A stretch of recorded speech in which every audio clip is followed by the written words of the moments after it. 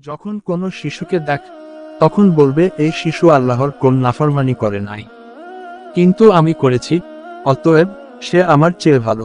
কোন বয়োবৃদ্ধ লোককে দেখে বলবে এই ব্যক্তি আমার আগে থেকেই আল্লাহর বন্দেগী করে আসছে, অতএব সে অবশ্যই আমার চেয়ে ভালো।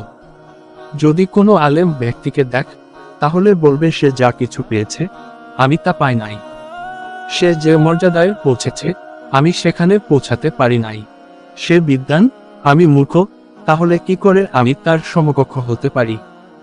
যদি সে মূর্খ হয় তাহলে বলবে এই লোকটি নাফরমানি করে থাকলে অজ্ঞতাবশত করেছে, আর আমি আল্লাহর নাফরমানি করেছি জেনে শুনে, সুতরাং আল্লাহর শাস্তি আমার ক্ষেত্রে অধিকতর প্রযোজ্য।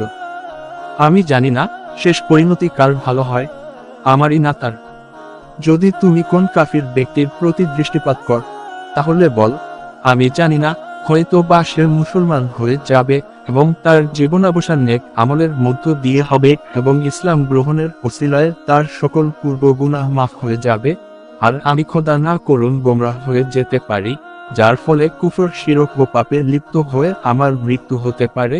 সুতরাং পরিণামে সে হতো আল্লাহর নৈকট্য লাভ করবে আর আমি শাস্তি ভোগকারীদের দলভুক্ত হয়ে যাব। ইমাম আল গাজজালি রাহিমাহুল্লাহ।